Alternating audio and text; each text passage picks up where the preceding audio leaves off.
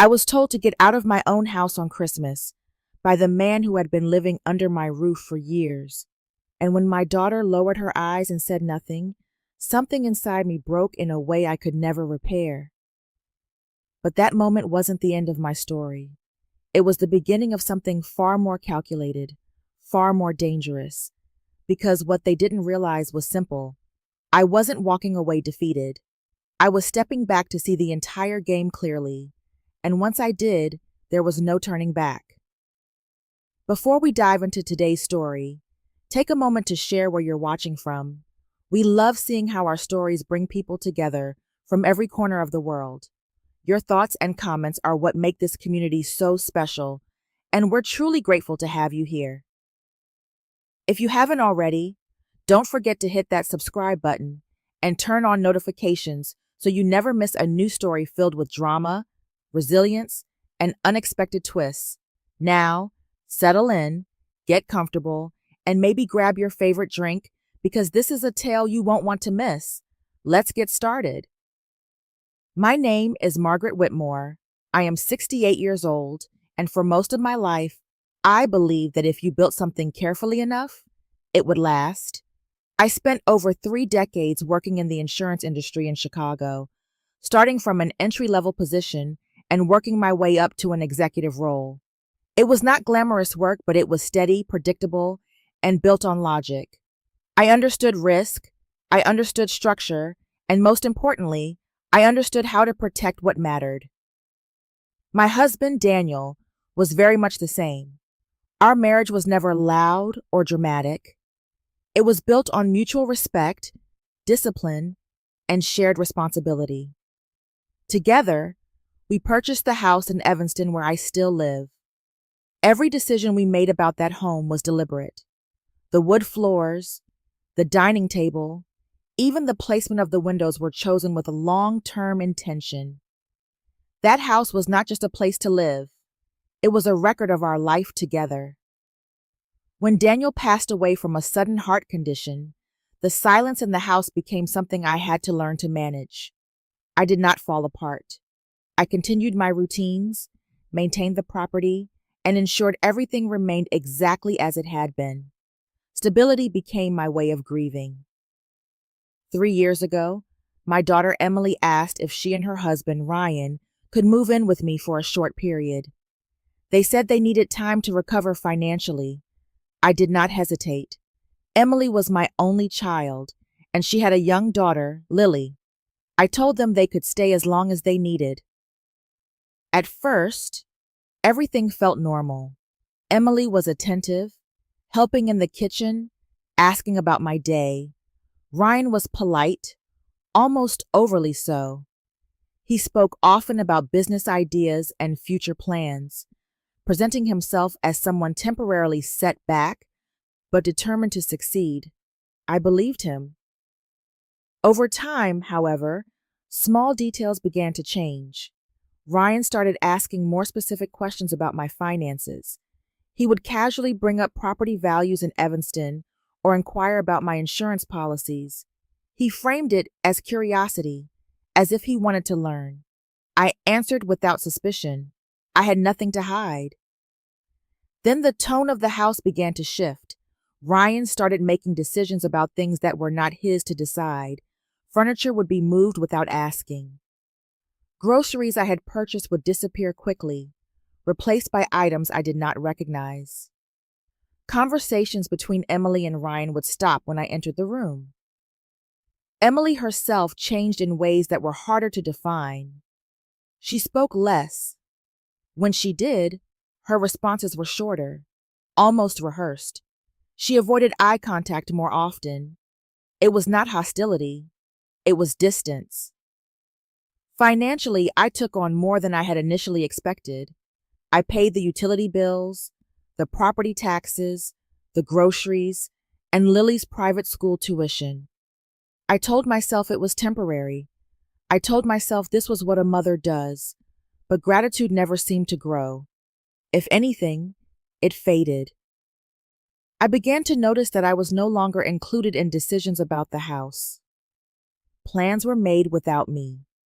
Spaces that once felt entirely mine now felt shared in a way I had not agreed to. I did not confront them. Confrontation creates instability, and I had spent my entire life avoiding unnecessary risk. Instead, I observed, I adjusted. I told myself this was just a phase. Still, there were moments when I would walk through my own home and feel like I was intruding on someone else's life. Nothing had broken yet. There had been no argument, no clear line crossed, but the balance had shifted. And once balance is lost, it does not return on its own. Christmas had always been the one constant I refused to compromise.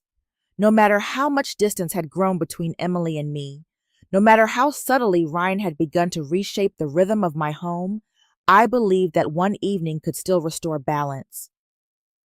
Tradition, to me, was not sentimental. It was structural. It held things in place when everything else began to shift. I woke before dawn that morning, moving through the house with quiet precision. The snow outside had settled overnight, covering the lawn in an undisturbed layer of white that reflected the early gray light. For a brief moment, standing at the kitchen window with a warm cup in my hands, I allowed myself to imagine that the day might unfold the way it always had. I followed the same sequence I had followed for decades.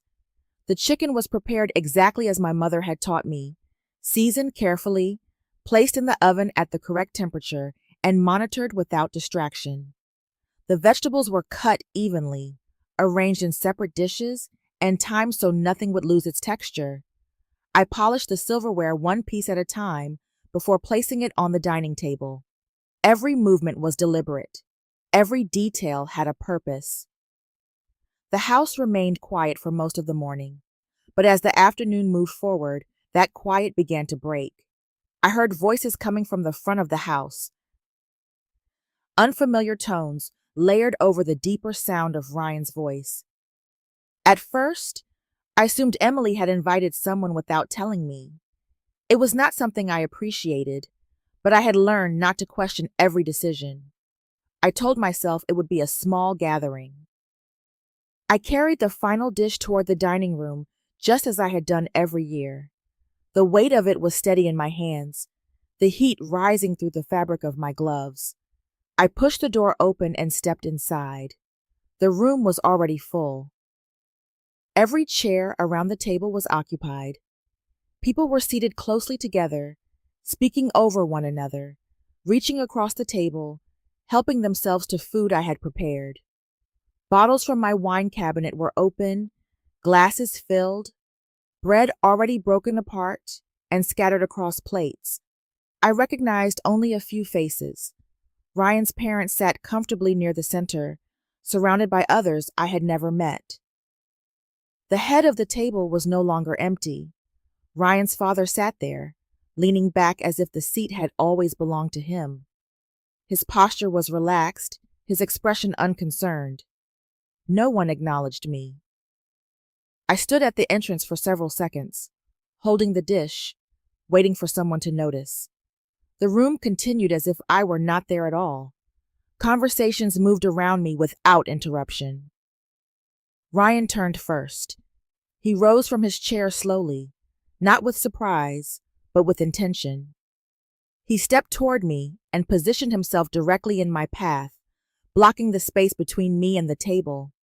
His expression was calm, almost measured. I shifted my attention to Emily. She sat halfway down the table, her gaze lowered, her hands resting near her plate. She did not look up.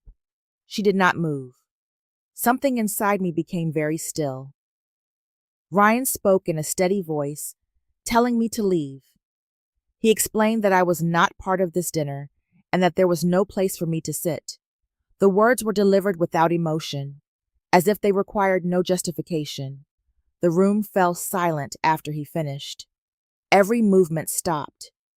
Every eye turned toward me, waiting. I did not respond. I remained where I was, taking in every detail, every position, every expression. Nothing about this moment was accidental. It had been arranged in advance, and I had been deliberately excluded. The silence in that dining room did not follow me out. It stayed behind, suspended around that table, while I stepped into something far colder and far clearer. I did not rush.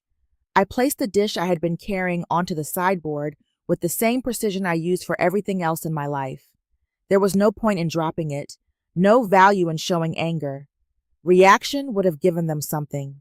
I chose not to give them anything at all. I turned and walked out. The hallway stretched in front of me, lined with photographs that no longer felt like mine. Emily as a child, smiling with a kind of openness I had not seen in years. Daniel standing in the yard, his posture steady, his presence grounding in a way I only fully understood after he was gone. Each frame felt like a record of something stable that had quietly dissolved without my consent. I put on my coat, opened the front door, and stepped into the cold. The air cut sharply across my face, but it did not bother me. If anything, it helped. Cold has a way of removing excess. It forces clarity. I drove without direction at first, letting the streets of Evanston pass in muted lights and empty sidewalks. Houses glowed with holiday decorations, each one presenting an image of warmth that felt distant and constructed. Eventually, I pulled into a small cafe that remained open regardless of the season. It was quiet inside, the kind of place where no one asked questions. I sat in a corner booth and ordered coffee. When it arrived, I wrapped my hands around the cup and sat still, allowing my thoughts to settle into something structured. Emotion without structure is useless. I had learned that early in my career. After a few minutes, I reached for my phone. Checking my account was routine. It required no thought. But the moment the screen loaded, something inside me shifted. The number displayed did not match reality. It was not close. It was not slightly off. It was 0. I refreshed the screen, expecting a delay, a display error, something technical that could be corrected with a second attempt. The number did not change. The account that had held $120,000 that morning was now empty.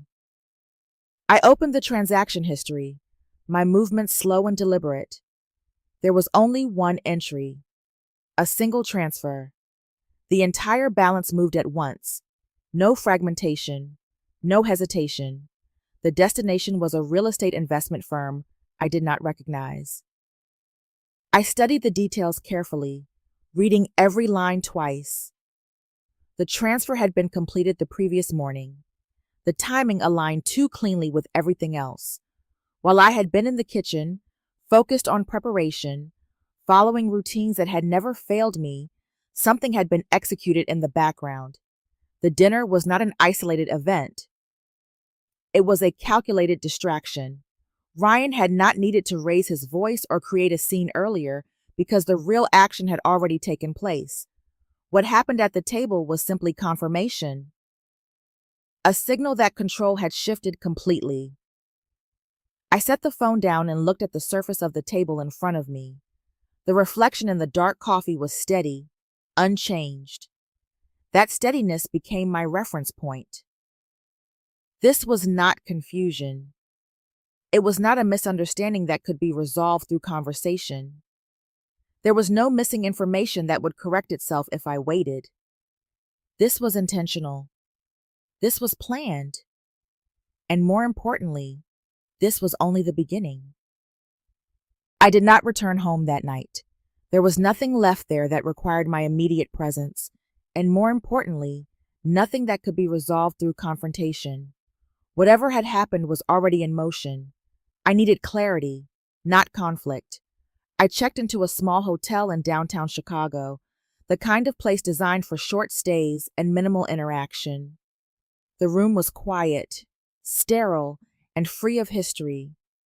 That was exactly what I needed. I sat at the desk near the window and began organizing what I knew. I wrote down the transaction details carefully, including the time, the amount, and the destination account. Writing things by hand has always helped me process information. It forces order where there might otherwise be confusion. By the time I finished, the situation no longer felt abstract. It felt structured. I did not sleep. There was no reason to. By morning, I had already decided what the next step would be. There was only one person I trusted with something like this. Charles Bennett had been my husband's attorney for over 20 years. He was not a man who reacted quickly or emotionally. He analyzed, measured, and acted with precision. That was exactly what I needed. When I arrived at his office, he did not greet me with small talk. He took one look at my face, closed his office door, and asked me to begin. I explained everything from the moment I left the house to the discovery of the missing funds. I kept my voice steady and my explanation focused. I did not mention the dinner. That part was irrelevant now. Charles listened without interruption. When I finished, he leaned back slightly and said something that confirmed what I had already begun to suspect. A transfer of that size could not have been completed without formal authorization. Banks require documentation for access at that level. Someone had not just taken the money, they had been allowed to take it. That distinction mattered. Charles turned to his computer and accessed the county records database. He searched using my full legal name and property address, filtering for recent filings. The system returned results almost immediately. At the top of the list was a document filed 2 weeks earlier. A general financial power of attorney. My name was listed as the principal. Ryan Cole was listed as the agent. I moved closer to the screen, reading every line carefully. The document granted full authority over my financial accounts, property transactions, and legal decisions. It was comprehensive and deliberately broad. Whoever had created it understood exactly how to structure control. Charles opened the full document and scrolled to the final page. There was a signature. It looked like mine. At first glance, it was nearly perfect. The shape of the letters, the spacing, even the pressure patterns appeared consistent. But the longer I looked, the clearer the differences became. Small inconsistencies, subtle distortions that only I would recognize. It was a replication, not an original. Beneath the signature was a notary seal. That was the critical element. The presence of a notary meant the document had been validated and entered into the system as legitimate. To any institution reviewing it, there would be no reason to question its authenticity. Ryan had not just created a forgery, he had embedded it into a legal framework. Charles turned toward me and stated the situation plainly. As long as that document remained active, Ryan had full authority to act on my behalf. That included accessing accounts, transferring funds, and initiating property transactions. The loss of $120,000 was not the end of the damage. It was the first confirmed step. Returning to the house felt different from the moment I turned into the driveway. The structure itself had not changed, but my understanding of it had. What had once been a place of stability now carried the weight of something controlled by someone else. Every light in the house was on, every window sealed with the appearance of order, but the illusion no longer worked on me. I stepped inside without making a sound. The air was warmer than outside, but it carried a stale undertone, something faintly artificial, as if the space had been cleaned too thoroughly, too quickly. It felt less like a home and more like a setting being prepared for inspection. I had barely crossed into the living room when Ryan appeared. He did not seem surprised to see me. In fact, his timing suggested he had been waiting. He stepped forward with a calm, measured posture, placing himself directly in my path without any hesitation. The positioning was intentional. It was not confrontation in the traditional sense. It was control. He began speaking immediately, addressing what he described as my behavior the previous evening. His tone was even, but there was an underlying sharpness that made each word feel rehearsed. He framed the power outage as reckless, as something that had embarrassed him in front of his family. He did not ask for an explanation. He did not allow space for one. The narrative had already been decided. Then his tone shifted. He moved from criticism to assessment, speaking as if he were evaluating a situation rather than addressing a person. He suggested that I was becoming unpredictable, that my judgment could no longer be relied upon. He spoke about safety, about the responsibility of maintaining a stable environment, about the need for oversight. Each statement built on the last, creating a structure that positioned him as the logical authority. I said nothing. There was no value in responding. Any reaction would have placed me inside the framework he was constructing. Silence, in that moment, was not passive. It was strategic. Ryan took a step closer. His voice lowered, becoming more deliberate, more focused. He described, with unsettling precision, how easily a formal evaluation could be arranged. He explained the process of declaring someone legally incapable of managing their own affairs. He spoke about long-term care facilities, about supervised living, about removal. The words were not vague. They were specific. This was not an idea he had just formed. It was a plan. I kept my expression neutral, allowing him to continue without interruption. While he spoke, I shifted my attention slightly, letting my focus move past him toward the open doorway leading to the garage. That was when I saw them. Boxes, stacked in careful rows against the wall, sealed with tape, labeled in handwriting I recognized as my own. My belongings had already been sorted.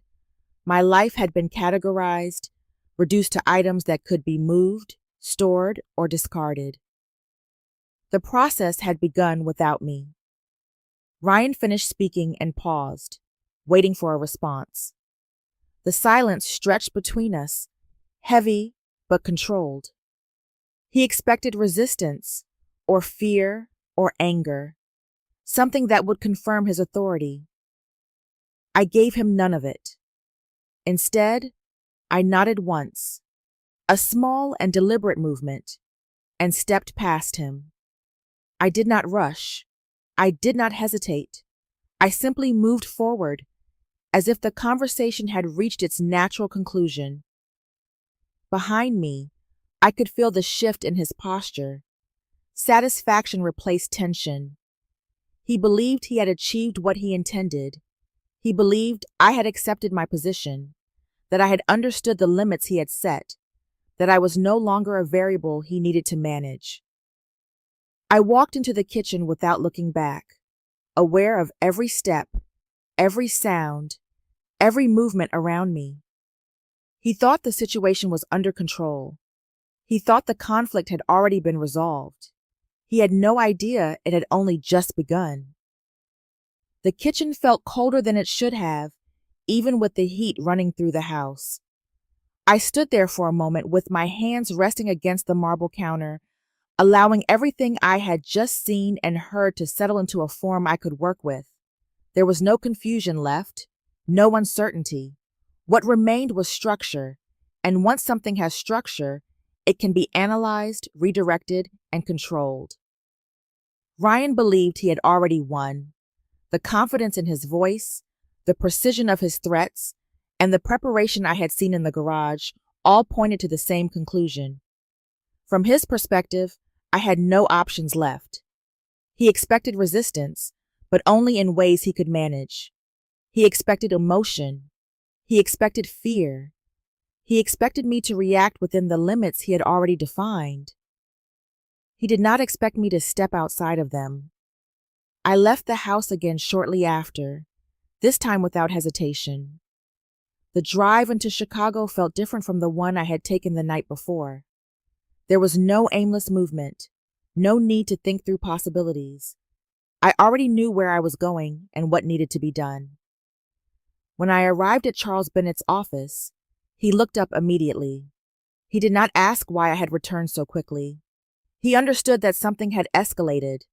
I explained the confrontation in the hallway, the threat of being declared mentally unfit, and the evidence in the garage.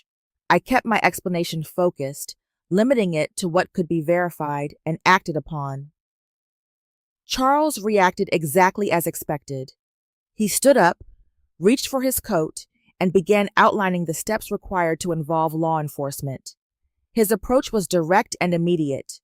From a legal standpoint, it was correct. I told him to stop. The word was calm, but it carried enough weight to interrupt him. He looked at me, waiting for an explanation that justified delaying action at a point where delay seemed dangerous. I explained the problem with acting now. If we intervened immediately, Ryan would adjust. He would shift his narrative, claim misunderstanding, and rely on the ambiguity of family relationships to reduce the severity of his actions. The case would become complicated, diluted by personal dynamics and competing statements. The outcome would be uncertain, and more importantly, limited. That was not acceptable. I did not want to interrupt his plan. I wanted him to complete it. Charles remained silent as I laid out the alternative. The transaction involving the house had not yet been finalized. The funds had not yet been fully transferred. As long as Ryan believed the power of attorney remained valid, he would continue operating under its authority. He would proceed with the sale, complete the transfer, and move forward with every step he had already set in motion. And in doing so, he would commit a far more serious offense. The key was removing his protection without his knowledge. We would revoke the power of attorney immediately through official channels, ensuring that it was legally invalid while allowing him to believe it remained active. He would act with full confidence, unaware that the authority he relied on no longer existed. By the time the transaction was executed, his actions would no longer fall within any legal protection. Charles sat down slowly, the urgency in his movements replaced by calculation. He understood the structure of what I was proposing. This was not defense. It was positioning. He began drafting the revocation document with precise language, ensuring that every clause was clear and enforceable. I reviewed it carefully before signing. There was no hesitation in my hand. The signature I placed on that paper was exact, controlled, and entirely my own. Charles processed the filing immediately, using direct channels to ensure there would be no delay. Within minutes, the revocation was recorded. Ryan no longer had authority over anything that belonged to me. He simply did not know it. I stepped back from the desk and allowed a brief moment of stillness. The situation had changed, not visibly, but fundamentally. For the first time since the previous evening, I was no longer reacting. I was directing what came next. If you're realizing this isn't just a family conflict anymore, and something much bigger is about to happen, comment number 6 below so I know you're still here. Now, let's move into Chapter 7.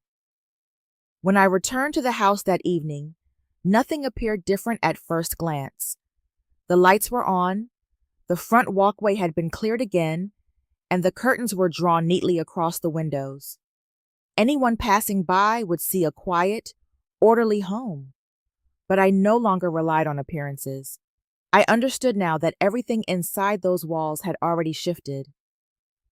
Ryan was in the living room when I stepped inside. He sat on the sofa with one arm stretched along the back, watching television with a casual focus that seemed almost deliberate. The volume was low, just enough to fill the room without demanding attention. He did not look surprised to see me. In fact, he barely looked at me at all. That lack of reaction told me everything. He did not consider me a variable anymore. I moved through the space without acknowledging him. It was not avoidance. It was alignment. If he believed I had accepted the situation, then every action I took needed to support that assumption. I could not afford even the smallest inconsistency. As I passed the hallway leading to the garage, I slowed slightly, allowing myself a brief glance through the open door. The number of boxes had increased. They were stacked higher now, arranged in tighter rows, each one sealed with tape and labeled in a system I recognized immediately. My handwriting, my belongings.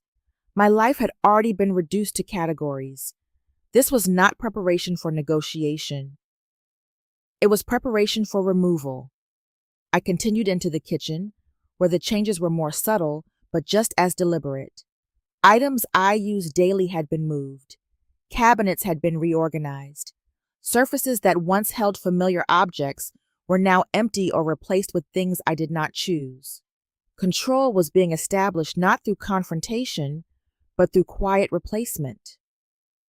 I poured myself a glass of water and stood at the counter, watching my reflection in the dark window above the sink. The person looking back at me appeared unchanged. There were no visible signs of disruption, no indication that anything had been taken, altered, or threatened. But I knew better. Behind me, I heard movement. Emily entered the kitchen slowly, her steps measured, as if she were approaching something fragile. Her face looked tired, her eyes slightly unfocused, but there was a tension beneath her expression that suggested she had been preparing for this moment. She stopped a short distance away, not close enough to touch, but close enough to be heard without raising her voice. She asked me to cooperate. Her words were quiet, controlled, and carefully chosen. She explained that the next few days were important, that things needed to move forward without resistance. She spoke about stability, about opportunity, about the future she believed was within reach. She did not mention the money. She did not mention the documents. She spoke as if this were a temporary inconvenience, something I needed to endure for a greater outcome. I listened without interrupting her. As she continued, it became clear that she believed what she was saying. She trusted Ryan's plan. She accepted his version of events. Whatever doubts she might have had, she had already pushed them aside in favor of the result she wanted. That realization settled quietly. She was not unaware. She had made a choice. I set the glass down and turned to face her fully. For a brief moment, I studied her expression, searching for something that connected her to the person I remembered. What I found instead was distance. Not anger, not cruelty, but alignment with someone else's direction. There was nothing I could say that would change that. I stepped past her without speaking and moved toward the hallway. My pace remained steady, my posture unchanged. Behind me, she did not follow. The house returned to silence once again. Everything was still in place, but nothing belonged to me anymore. I did not allow myself to react to what I had seen in Emily's face. Whatever remained between us had already shifted beyond recognition, and responding emotionally would have served no purpose. Instead, I focused on what still mattered: control.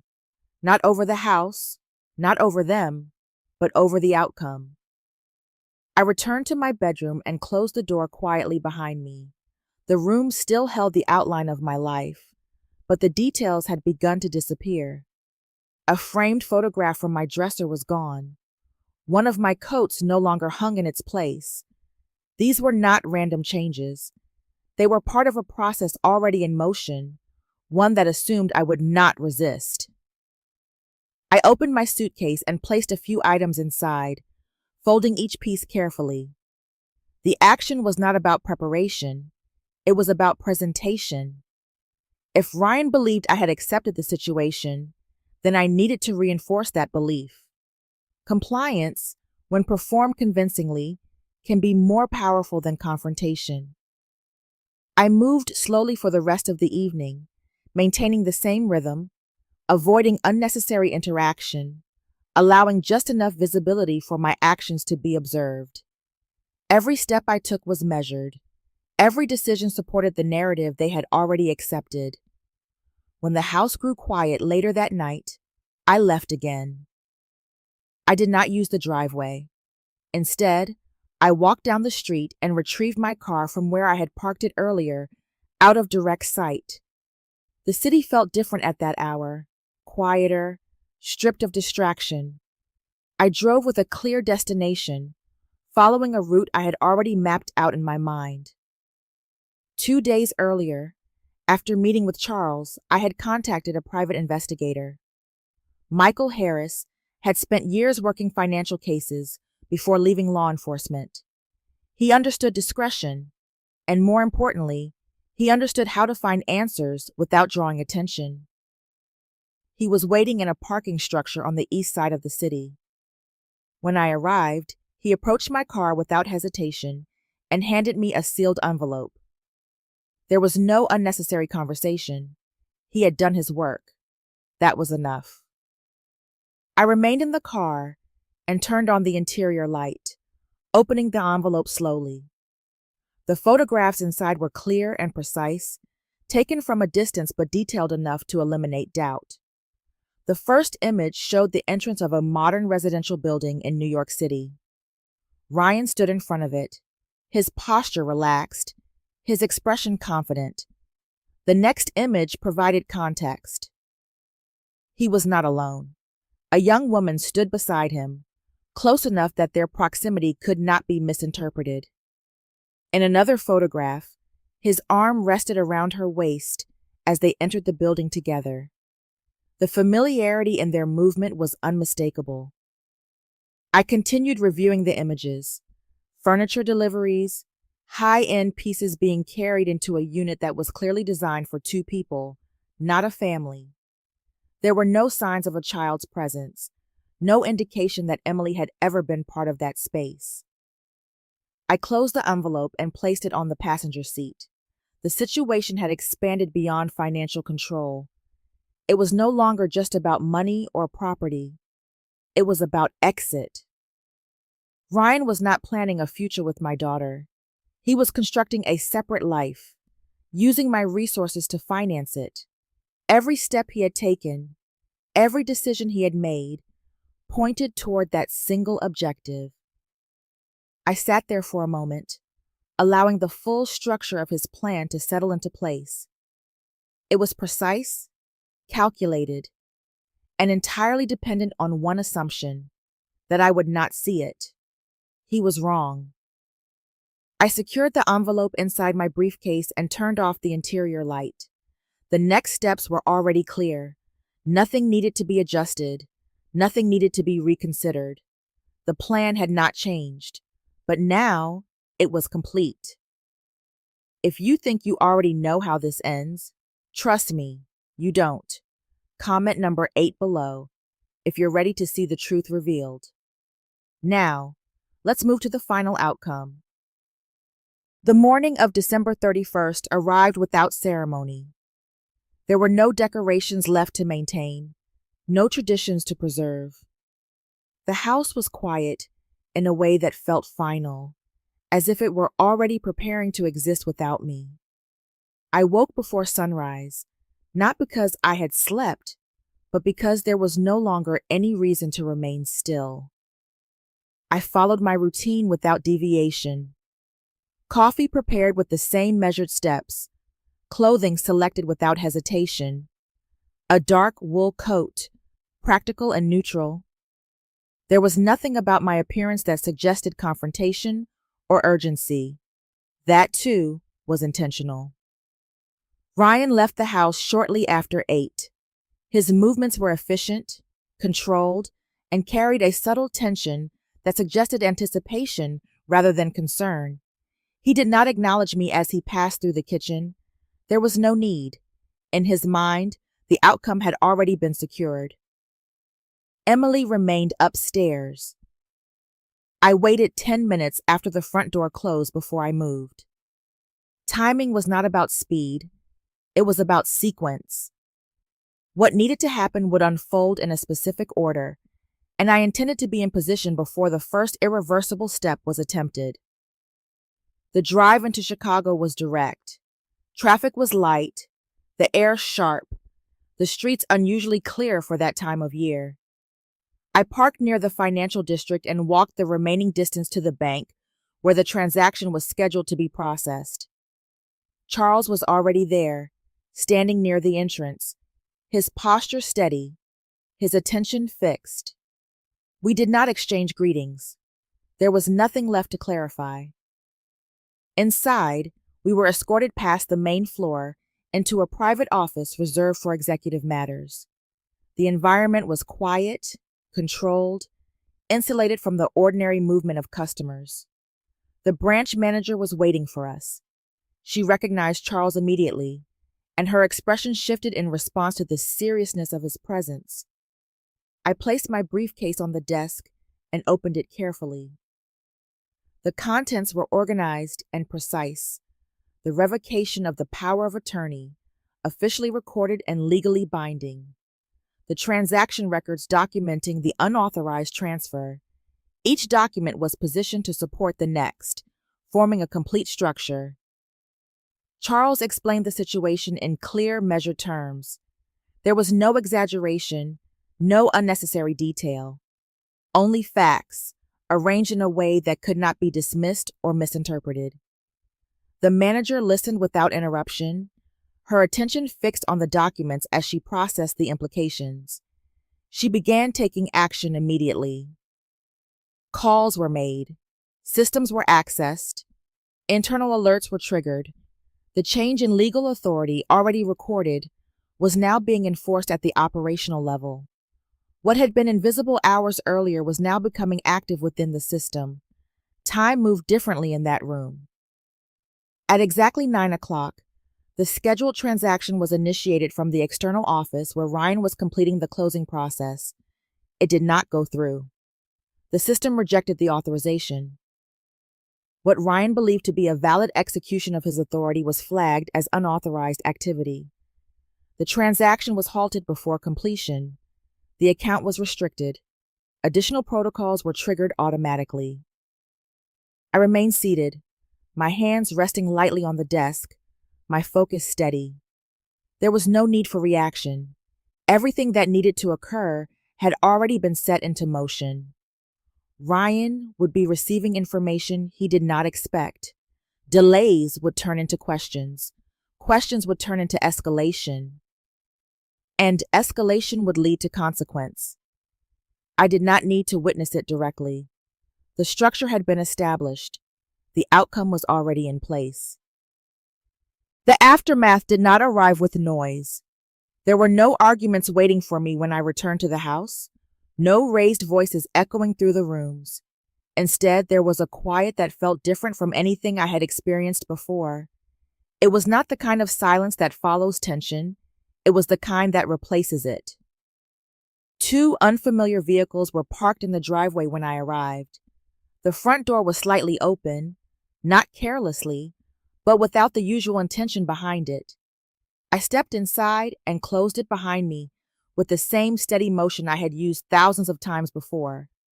Emily stood in the hallway. Her posture was rigid, her expression unsettled in a way I had never seen. The certainty she had carried for days, perhaps longer, had disappeared. What remained was something fragile, something still trying to understand what had just taken place. Ryan was not there. I did not ask where he was. I did not need confirmation. The process had already been set in motion at the bank, and I understood how these systems worked. When something crosses from private misconduct into formal violation, it does not stop at interruption. It continues until it reaches a conclusion. Emily spoke, but her words were uneven. She tried to explain, to reconstruct events in a way that might restore some form of order, but there was no structure left to support her explanation. The foundation she had relied on had already failed. I listened without interrupting. There was no satisfaction in that moment, no sense of triumph. What I felt instead was clarity, a clean separation between what had been assumed and what was now visible. Everything that had been hidden had revealed itself without resistance. I moved past her and walked through the house slowly. The space felt familiar again, but not because anything had been restored. It felt familiar because I no longer questioned my position within it. The boxes in the garage remained, stacked and sealed, but their meaning had changed. They were no longer part of my removal. They were evidence of a plan that had collapsed. I returned to the kitchen and placed my keys on the counter in the same place I had always left them. The action was simple, almost routine, but it marked a return to something fundamental. Not control in the way Ryan had tried to impose it, but ownership in the way I had always understood it. Emily remained where she was. I did not turn back toward her. There was nothing left to explain. Some lessons are not delivered through conversation. They arrive through consequence, and once they arrive, they do not need to be repeated. The house settled into stillness again, but this time it did not feel empty. It felt resolved. For most of my life, I believed stability meant preserving what existed, holding things together even when they strained under pressure. But I understood now that some structures are not meant to be maintained. Some must be allowed to fail so that what remains can stand without distortion. I did not raise my voice. I did not argue. I simply acted when it mattered. And in the end, that was enough. In the end, not every battle needs noise to be won. Some of the most decisive moments in life happen quietly, when clarity replaces confusion and truth reveals itself without force. Betrayal often hides behind familiarity, and sometimes the deepest wounds come not from strangers, but from those we once trusted without question. Yet, even in those moments, there is a choice to react or a choice to understand, a choice to break or a choice to stand firm and act with purpose. True strength is not measured by how loudly one fights, but by how steadily one endures and how wisely one responds. When illusions fall away, what remains is not loss, but truth. And truth, no matter how painful, is always the beginning of something real. Thank you for staying with this story. If it resonated with you, feel free to share your thoughts, leave a comment, and follow for more stories like this.